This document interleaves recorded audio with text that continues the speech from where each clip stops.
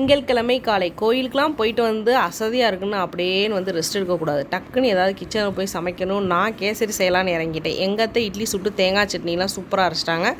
பிரசாதம்லாம் வச்சு பிள்ளைங்களுக்கு கொடுத்தாச்சுங்க. நாங்களும் சாப்பிட்டோம். மதிய லஞ்சுக்கு என்னடா செய்யலான்னு யோசிச்சா ஃப்ரிட்ஜுக்குள்ளே இருந்த பன்னீரை எடுத்து பன்னீர் பிரியாணியும் ஆனியன் ரைட்டாகவும் செஞ்சாச்சுங்க.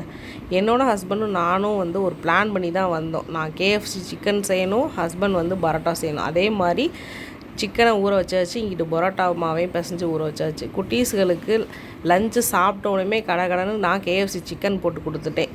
ஹஸ்பண்ட் வந்து ஈவினிங் போல் பரோட்டா போட்டு கொடுத்தாங்க. நான் வந்து சிக்கன் எலும்பு பீஸாக எடுத்து சூப்பராக வந்து சிக்கன் சால்னா வச்சு கொடுத்தேங்க.